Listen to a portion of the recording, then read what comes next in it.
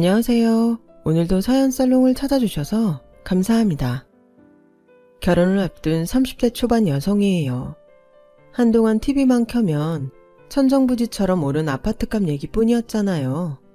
그나마 요즘은 시세가 좀 떨어졌다고는 하지만 그래도 여전히 서민들한테는 오를 수 없는 산이더라고요. 하루아침에 어린 시절 추억이 담긴 동네가 송두리째 사라지고 그 자리에 우후죽순으로 아파트가 들어섰지만 우리 가족을 위한 집은 없더라고요. 우리 집은 암투병 생활을 오래 하신 친할아버지 병원비를 대느라 가세가 기운 탓에 집도 팔고 전세로 살다가 그마저도 보증금 빼 수술비로 쓰고 월세집을 전전하던 상태였어요. 그렇게 전 재산을 쏟아부었지만 할아버지는 결국 세상을 떠나셨고 저희 부모님은 쉴 틈 없이 열심히 일하며 사셨음에도 내 몸 편히 누일 집 한 칸 마련하지 못했어요. 그래도 다행히 임대아파트에 당첨이 돼서 우리 세 식구는 집 걱정을 덜 수가 있었어요. 비록 방 2개에 소파조차 놓을 수 없을 만큼 비좁은 주방 겸 거실이 다인 집이지만 말이에요. 그래도 얼마 안 되는 보증금에 월세로 서울 시내에서 아파트 생활을 할 수 있는 게 감사한 마음뿐이었죠. 그런데 돈 많은 부자들 눈에는 이런 우리 집 처지가 한심해 보였나 봐요. 상견례 날 예비 시부모님은 제 부모님 면전에 대고 그 나이 먹도록 집 한 칸 마련 못하고 뭐 했냐며 훈계 아닌 훈계를 하셨거든요. 자식 앞에서 사돈될 사람한테 인생 헛살았다는 소리까지 들으신 부모님을 생각하면 지금도 죄송해서 고개를 못 들 지경이에요. 그래도 하늘이 무심하지는 않았는지 저 대신 기막힌 복수를 해준 덕분에 결혼이 파투난 마당에도 2다리 쭉 뻗고 잘 수 있게 되었네요. 저희 집이 처음부터 가난했던 건 아니었어요. 제가 초등학교에 다닐 때만 해도 저희 본가는 지방에서 돈 꽤나 있는 집으로 유명했거든요. 운동장만한 마당이 딸린 대저택에 마당엔 멋진 정자란 연못도 있었어요. 명절 때 찾아가면 친할아버지는 어린 저에게도 용돈하라시며 지갑에서 수표를 꺼내주실 정도였어요.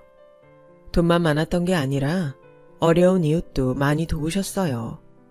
정기적으로 후원하는 시설도 여럿 있었고 형편이 어려운 학생들을 위해 장학사업도 하셨으니까요. 하지만 세월이 흐르면서 할아버지가 하시던 사업은 사양길에 접어들었고 거기다 믿었던 직원이 공금을 빼돌려 도망치는 바람에 회사도 넘어가고 집과 땅도 모조리 잃게 되었죠.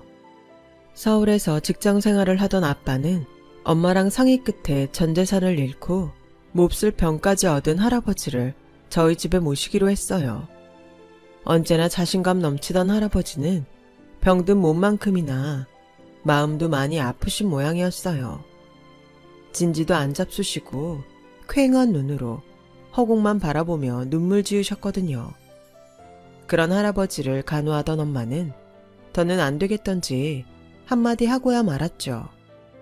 아버님, 그깟 돈이 뭐라고 이러세요. 전요, 돈이고 뭐고 다 필요 없어요.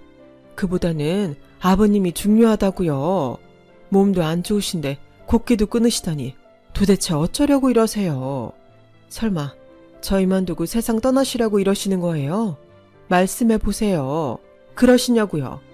저는요, 없는 집에서 자라서 늘 사람들 앞에서 주눅들어 살아왔어요. 그래서 고향에 내려가는 게 죽기보다 싫었던 사람이에요.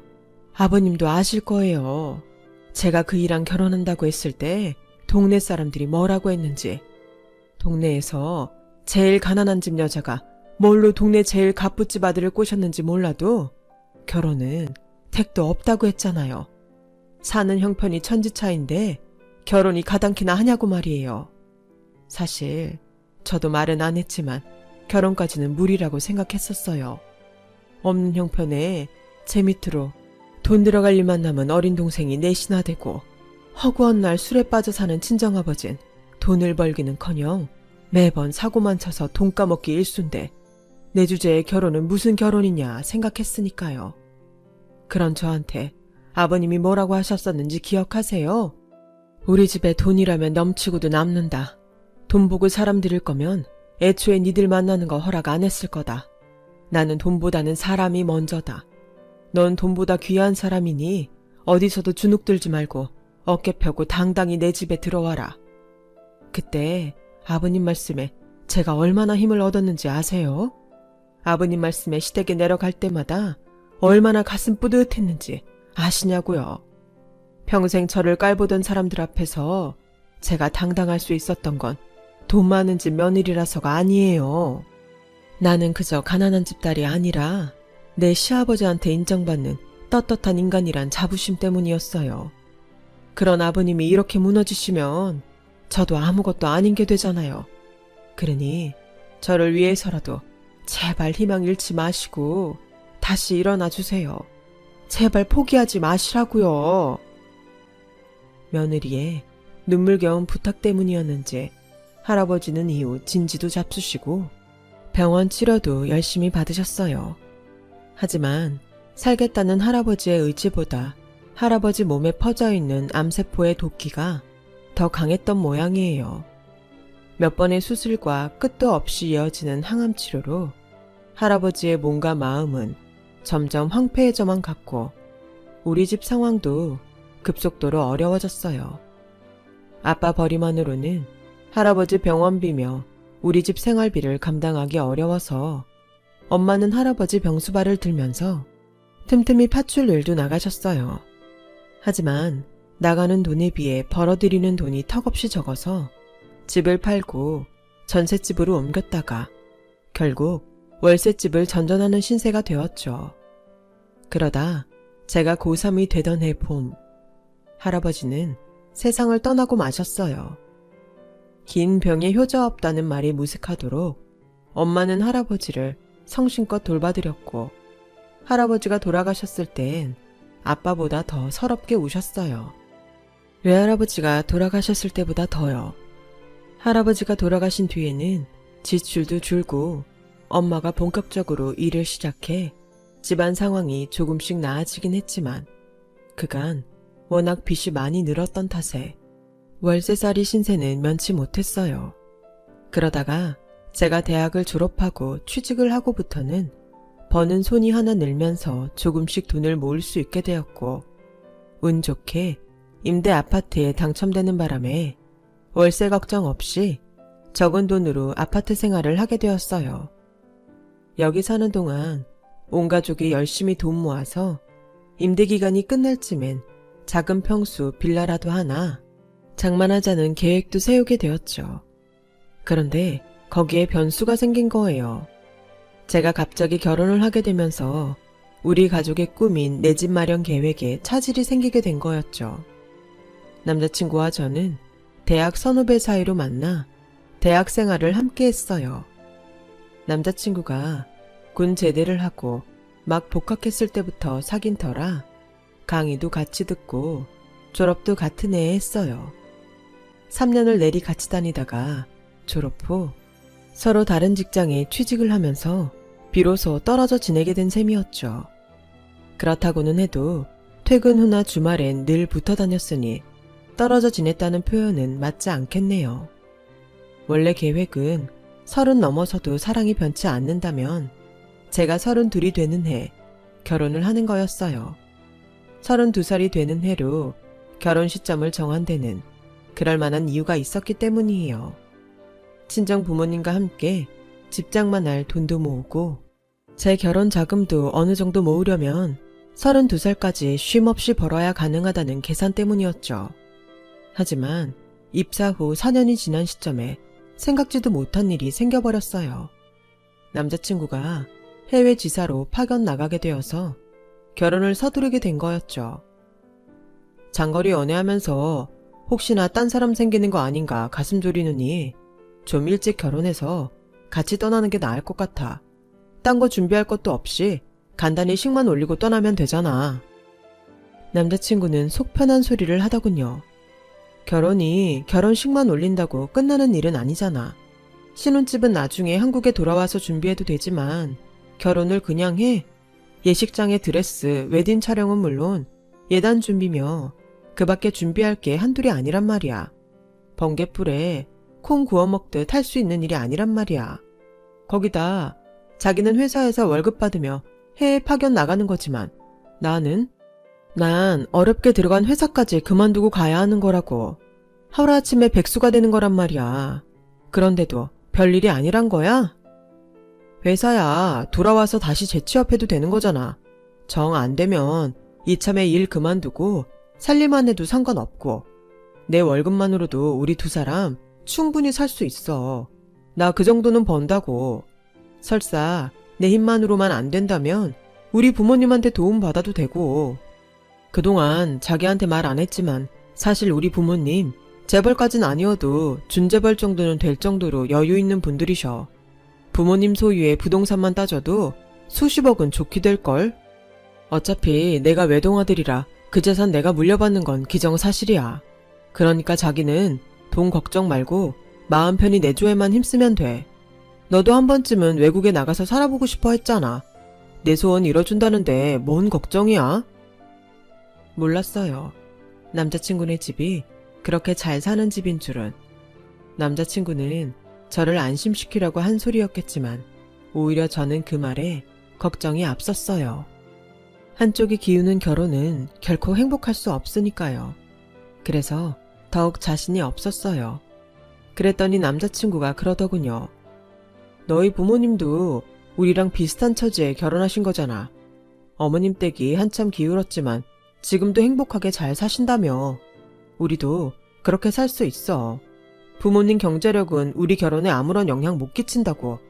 그러니까 부딪혀 보기도 전에 지레 겁먹고 포기할 생각부터 하지 마. 난 너 아니면 안 돼. 너 아니면 그 누구하고도 결혼할 생각 손톱만큼도 없다고. 이렇게 포기할 거였으면 애초에 너랑 만나지도 않았을 거야. 그러니까 너도 확실히 해. 나랑 헤어지고 살 자신 있으면 지금 헤어지고 못하겠으면 내 뜻 따라줘. 연애 기간이 길어진 데는 헤어질 자신이 없었던 것도 한몫했던 터라 남자친구의 공격적인 결혼 요구를 매몰차게 거절할 수가 없었어요. 제 마음이 무거우니 얼굴에 바로 드러났던 건지 퇴근에 돌아온 제게 엄마가 무슨 일 있냐고 물었어요. 그래서 남자친구와 있었던 일을 솔직히 말씀드렸어요. 그랬더니 엄마가 그러시는 거예요. 결혼하면 되지. 뭐가 걱정이야. 언제고 할 결혼이라면 말 나온 김에 하는 것도 나쁘지 않을 것 같아. 돈 때문이라면 그것도 걱정 말고. 엄마랑 아빠가 그동안 모아둔 돈도 있으니까 네 결혼자금 정도는 충분히 해줄 수 있어. 난 또 남자친구랑 헤어진 줄 알았네. 그 돈은 집 사려고 모은 돈이잖아. 내 결혼 때문에 엄마 아빠 꿈까지 꺾고 싶지는 않아. 내가 무슨 권리로 그러냐고. 이거 사. 그깟 집이 뭔 대수야? 돈 때문에 내 새끼가 청혼을 받고도 우거지상을 하고 있는데 집은 나중에 사도 상관없어. 정 안 되면 여기서 그냥 살아도 되고. 그러니까 우리 걱정은 말고 너는 네 인생에나 집중해. 그게 엄마랑 아빠 위하는 길이니까. 엄마 말 알아들어? 그날 밤 아빠도 엄마랑 똑같은 말을 하셨어요. 그래서 염치 없지만 남자친구의 청혼을 받아들이기로 했어요. 아직 남자친구의 해외 파견이 내부에서 최종 승인된 게 아니라서 결혼식을 올릴 시간적 여유는 있었어요. 하지만 승인이 떨어지면 불과 몇 주 사이에 바로 떠나야 하는 터라 서둘러 양가 부모님께 인사를 드리고 곧바로 상견례를 갖기로 했어요. 그렇게 사귄 지 7년 만에 처음으로 남자친구 집에 가게 되었어요. 그런데 막상 집에 가보니 100억 가까운 부동산을 보유한 준재벌이라고 하기엔 집도 그렇고 사는 형편도 제 생각에 못 미치더라고요. 어릴 때부터 부유한 친할아버지가 사시는 모습을 익히 봐와서 그런 건지는 모르겠지만 말이에요. 아무리 그렇다고는 해도 엘리베이터도 없는 6층짜리 빌라에 3층에 살고 있는 예비시댁의 모습은 평범한 중산층 가정과 다를 바가 없어 보였어요. 집안 인테리어도 그렇고요. 살림도 예비 시어머니가 직접 하시는지 저희가 집에 들어갔을 때 주방에서 고무장갑을 벗으며 나오시더라고요. 떨리는 마음으로 인사를 드리는데 어머님께선 제 인사를 받는 둥 마는 둥 하시더니 제 앞에 불쑥 고무장갑을 내미시는 거예요. 마침 잘 됐네. 안 그래도 설거지가 쌓여서 어쩌나 했는데 난 음식 만드느라 하루 종일 서 있었더니 허리가 아파서 말이야. 일단 설거지부터 좀 해. 난 안마의자로 몸 좀 풀어야겠으니까. 마치 십수년간 함께 살아온 며느리 대하듯 자연스럽게 일부터 시키는 모습에 당황했어요. 그건 남자친구도 마찬가지였죠. 엄마, 지금 뭐 하는 거야? 처음 인사 온 사람한테 설거지부터 시킬 셈이야? 이런 법이 어딨어? 그랬더니 소파에 앉아 계시던 예비 시아버지께서 심드렁한 표정으로 남자친구를 타박하시더라고요. 어차피 니들 결혼하면 할 일인데 그깟 설거지 좀 먼저 시킨다고 니 처 손이 닳기나 한다니? 괜히 하루 종일 니들 먹일 음식하느라 고생한 엄마한테 큰소리 치지 말고 정 안타까워 못 보겠으면 너도 같이 도우면 되잖아. 별것도 아닌 걸로 큰소리야. 제 생각과는 너무도 다른 두 분의 모습에 당황스럽기는 했지만 이것도 이 집 가풍인가 싶어 고무장갑을 손에 끼고 주방으로 들어갔어요. 그런데 하루 종일 음식 준비를 했다는 주방치고는 만든 음식은 조촐했어요.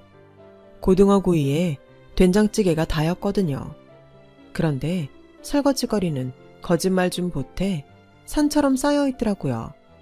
아침상을 물린 그릇을 여태 뒀다가 이제야 설거지를 하려던 것 같더군요. 밥그릇의 밥풀이 딱딱하게 굳어서 뜨거운 물로 불리며 씻어도 좀처럼 떨어지지 않았어요. 그렇게 오자마자 설거지부터 하고서야 저는 정식으로 두 분께 인사를 드릴 수 있었어요. 준비해간 홍삼정을 내미는데 아버님이 대뜸 어디에 사냐고 물으시더라고요. 쌍문동에 산다니까 집요하게 쌍문동 어디에 사냐고 되물으시더군요. 그럼 땡땡 아파트에 사는 모양이네. 거기 요즘 시세가 어떻게 되더라? 그래, 평수는 어떻게 되나? 순간 제 얼굴이 빨갛게 달아올랐어요. 그러자 남자친구가 끼어들어 아버님 질문을 차단해 주었어요. 아빠, 초면에 이게 무슨 실례야? 집 얘긴 그만하고 오늘은 우리 결혼 얘기부터 하자고. 그래요, 여보. 그런 건 나중에 물어도 되니까 일단 발등에 떨어진 불부터 끄자고요. 그래, 언제 떠나게 될지 모르니까 일단 상견례부터 날을 잡자. 예식장은 빨리 잡아야 하고 혼수며 예단 준비도 급할 테니까. 아, 신혼집은 니들 한국에 돌아올 때 맞춰서 준비하면 될 것 같은데 니들 생각은 어떠니? 괜히 빈집으로 둘 필요 없잖아. 그러면 혼수도 그때 맞춰서 준비하면 되겠죠. 집이 결정돼야 거기에 맞는 가구도 놓을 수 있으니까요. 그랬더니 어머님이 정색을 하시며 그러시는 거예요. 그럴 거 없이 혼수 비용은 나한테 맡기고 가려무나. 니들 귀국 정해지면 날짜 맞춰서 내가 직접 채워 넣어줄 테니까 니들 왔을 때 신혼집으로 바로 들어가 살 수 있도록 싹 준비해 줄 테니까 아무 걱정하지 마. 그래, 혼수 비용은 얼마나 생각하니? 요즘은 남자가 집을 해오면 여자도 1억은 기본으로 준비한다던데. 네? 1억이요? 얘는 놀라긴? 그럼 서울 집값이 한두 푼 하는 줄 아니? 신축 빌라만 해도 3, 4억은 기본이야. 우리가 그 정도 하면 너희도 성의는 보여야 할 거 아니니? 그 정도도 생각 않고 거저 들어와 살 생각을 했던 거니? 염치도 없다 정말. 혼수비 1억도 문제였지만 그 돈을 어머님께 맡기고 가라는 말이 저는 도무지 이해가 안 갔어요. 우리가 쓸 물건을 어머님이 정한다니 말도 안 되는 거잖아요. 그런데요 어머님, 혼수는 저희가 돌아와서 직접 고르고 싶어요. 저희가 쓸 물건인데 저희가 직접 고르는 게 맞을 것 같거든요. 어머, 얘 말하는 것 좀 봐. 너 지금 내가 그 돈을 떼어먹게라도 할까봐 그러는 거니? 너 우리 집을 어떻게 보고 그딴 소리를 하는 거니? 너 내 앞으로 된 빌라가 서울 시내에 몇 채나 있는지 알기나 하고 이러는 거야? 자그마치 9채야. 네 시아버지 앞으로 된 것까지 합하면 수십 채나 되는데 내가 고작 돈 1억에 너한테 이런 취급을 받아야 되겠니? 어머님, 그게 아니고요. 저는 그저 저희가 쓸 물건이니까 저희가 고르겠다는 것 뿐이에요. 그리고 솔직히 혼수 준비로 1억이나 드린다는 게 부담도 되고요. 그래서 인터넷으로 가격 비교도 하고 발품 팔아서 좀 더 저렴하게 준비할 생각으로 그런 거니까 오해하지 말아주세요. 그래요, 엄마. 아직 언제 돌아오게 될지도 안 정해졌는데 당장 1억이나 되는 혼수 비용을 내놓으라니 좀 억지스럽잖아요. 아직 우리가 살 집도 없는 마당에. 그냥 그때 가서 우리가 살게요. 그랬더니 아버님까지 한 소리 하셨어요. 니들 살 집이야. 네 엄마랑 내가 가진 집 중 아무거나 하나 뺏어줘도 그만인데 뭐가 준비가 안 돼. 네 엄마 말은 괜히 니들 신경 쓸 거 없이 알아서 준비해준다는 건데 뭐가 잘못됐다는 거야. 정 걱정되면 니들이 원하는 디자인을 엄마한테 알려주면 되는 거잖냐. 그리고 힘들게 발품 팔아봤자 얼마나 싸게 산다고 그 고생을 해. 암튼 길게 말할 거 없이 네 엄마가 하자는 대로하고 얘기 끝내. 두 분은 끝까지 억지를 부리면서 물러설 기미를 보이지 않으셨어요. 남자친구도 나중에 다시 얘기하고 오늘은 그만하자고 하더군요. 있는 사람들한테 1억은 언제든 뺏어 쓸 수 있는 돈인지는 모르겠지만 저희 집처럼 없이 사는 사람들한테는 수년 동안 안 입고 안 쓰고 살아야 겨우 모을 수 있는 큰 돈이잖아요. 그런데 맡긴 돈 달라는 것처럼 당장 내놓으라니 저로서는 쉽게 넘어갈 수 있는 일이 아니었어요. 그래서 밥도 입으로 들어가는지 코로 들어가는지 모를 정도로 머릿속엔 온통 1억을 어떻게 마련하나 그 걱정뿐이었어요. 그날 집에 돌아가 부모님께 그 얘기를 전했더니 두 분 역시 저처럼 깜짝 놀라시더라고요. 그러시면서도 애써 남자가 수억 원대 집을 해오는데 여자 쪽에 1억 혼수비를 내라고 하는 것도 틀린 말은 아닌 것 같으시며 이해하려고 노력하시더군요.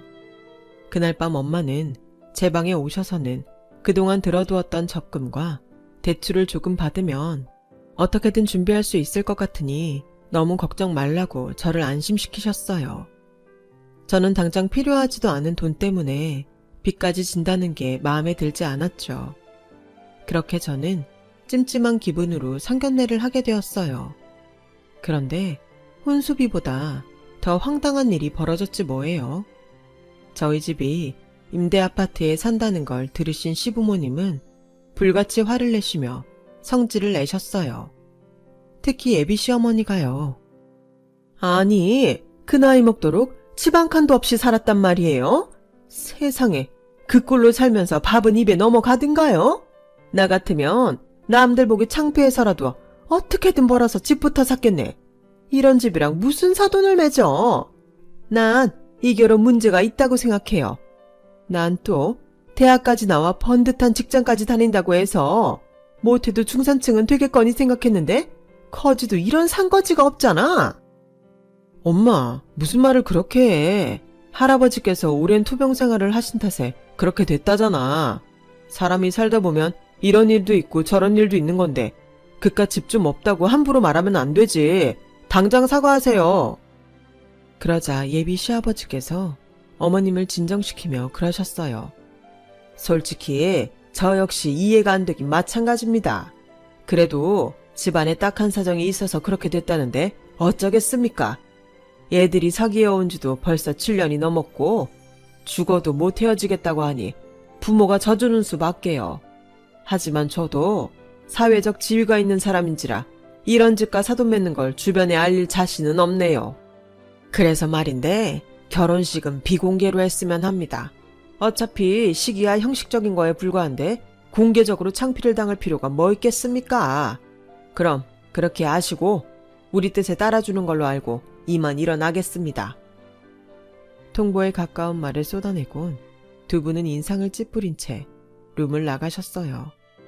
남자친구는 저희 부모님께 연신 죄송하다는 말을 하고는 나갔고요. 그렇게 음식에 손도 안 댄 채 바로 끝나버린 상견례에 저도 제 부모님도 참담할 뿐이었어요. 저는 목밑까지 올라온 죄송하다는 말조차 쉽게 꺼내지 못했어요.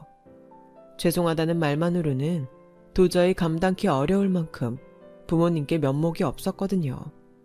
그저 눈물만 뚝뚝 흘리고 있을 뿐이었죠. 엄마는 그런 저를 보시고는 애써 밝은 목소리로 그러셨어요. 사내 진미를 앞에 두고 눈물만 흘릴 생각은 아니지? 어차피 음식값도 지불해야 되는데 그냥 갈 수는 없잖아. 여보, 일단 밥부터 먹읍시다. 나중 일은 나중에 생각하고 먹자고요. 아, 욕은 하도 먹어서 배가 부를 줄 알았는데 그래도 내 입으로 먹는 음식이 아니라 그런가 허하네요. 아빠는 엄마를 보며 피식 웃으시더니 젓가락을 드셨어요. 그리곤 제 접시에 음식을 담아주셨죠. 그날 우리 식구는 눈물겨운 성찬을 마치고 집으로 돌아왔어요. 집에 돌아와 보니 남자친구가 아파트 입구에서 우리를 기다리고 있더라고요. 저희 부모님과 눈도 못 마주친 채 죄송해서 머리를 조아리며 연신 자기 부모님의 무례에 대해 사과했어요. 아빠는 그런 남자친구의 머리를 쓰다듬으며 들어가 술이나 한잔 하고 가라고 하셨어요. 그렇게 시작된 술자리를 자정이 넘도록 이어졌고 불편한 마음에 술을 마셔서 그런가 남자친구는 그대로 뻗어버려서 결국 저희 아빠랑 안방에서 자게 되었어요. 다행히 다음 날이 일요일이라 아빠는 아침상을 물리고는 제 남자친구를 데리고 근처 목욕탕에 가셨어요. 목욕탕에서 돌아온 아빠는 뭐가 그리 좋은지 상기된 얼굴로 그러셨어요. 내가 아들이 없어서 그런가 아들이랑 목욕탕 가는 게 소원이었는데 이렇게 이루게 될 줄은 몰랐네. 이복의 사위 고마워. 에이, 무슨 그런 말씀을 하세요. 사위도 자식인데 아들이 아버지랑 목욕탕 좀 가는 게 뭐가 그렇게 고마울 일이에요. 앞으로도 종종 같이 가요, 아버님. 아빠와 남자친구는 목욕탕에서 끈끈한 정을 나누고 온 사람들처럼 어제 있던 일은 이미 훌훌 털어버린 것 같았어요. 그런 두 사람을 보면서 저도 엄마도 무거운 마음이 조금은 가벼워지는 것 같았어요. 그리고 며칠 뒤에 부모님과 함께 주거래 은행에 대출 상담을 하러 갔는데 거기서 시부모님을 보게 됐지 뭐예요. 대출 상담 창구에서 직원과 실랑이를 벌이고 있더라고요. 얘기를 들어보니 정부 방침에 따라 갭투자 방지 차원에서 다주택자들의 대출금을 회수할 수밖에 없다는 말에 아버님이 항의하고 있었어요. 아니, 내가 이자를 밀린 것도 아닌데 갑자기 그 많은 돈을 갚으라면 어떡해? 누구 죽는 걸 보고 싶어서 그래? 고객님, 저희도 정부 방침이 그러니 어쩔 수 없습니다. 여기서 이러지 마시고 항의하시려거든 행정부서에 가서 하세요. 그러자 시어머니도 한마디 거들었어요. 이자 꼬박꼬박 받아 처먹은 건 니들인데 항의는 행정부서에 가서 하라고? 이게 말이야 방구야? 암튼 우린 대출금 상환 못해. 땡전 한 푼 없으니까 배째. 고객님, 자꾸 이러시면 저희도 더는 못 참습니다. 갭투자로 이득 보신 건 고객님인데 왜 저희한테 이러십니까? 그럼 소유하신 부동산을 정리하시면 될 거 아니에요. 2년이 뚫린 입이라고 함부로 짓거리는 것 좀 봐. 네가 뭔데 내 집을 팔라 말아야. 나 집 사는데 네가 한 푼이라도 보태준 거 있어? 너 서울에 네 집은 있니? 없지? 집도 없는 상거지 주제에 어디서 건방지게 큰 소리야. 나 서울 시내에 집을 열몇 채나 갖고 있는 사람이야. 네 깎것들한테 훈계 들을 이유 없는 사람이라고. 되도 않는 게 어디서 까불어. 잔말 말고 은행장 나오라 그래. 이거 참 말이 안 통하는 분들이네. 이보세요. 집이 많으면 뭐합니까? 그중 본인 돈은 얼마 안 되고 죄다 은행 돈인데 그런 집 10채 100채를 준대도 전 싫으네요. 그러니까 되도 않는 집자랑 여기서 늘어놓지 마시고 대출금이나 갚으세요. 당신 같은 사람들 때문에 열심히 벌어 내 집 마련하는 사람들만 피보게 생겼다고요. 창피한 줄 알아야지. 아니, 이 여자가 내 와이프한테 지금 삿대질한 거야? 너, 니네 부모가 어른한테 이러라고 가르치든? 어디서 감히? 그러자 참다 못한 은행 직원이 버럭 소리쳤어요. 당신들 명예훼손죄로 콩밥 먹고 싶어? 좋게 말로 하니까 안 되겠네. 직원은 청원 경찰을 불러 예비 시부모를 은행 밖으로 끌어냈어요.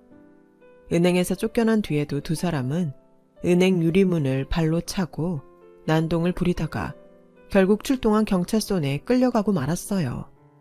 나중에 알고 보니 저희 집에 요구한 혼수비 1억으로 급한 불을 끄려고 그 난리를 쳤던 거더라고요. 결국 예비 시부모님은 두 분 다 갭투자 실패로 빚더미에 나앉게 됐고 세입자들한테 줄 소송까지 당했어요. 남자친구 역시 회사를 나오게 됐고요.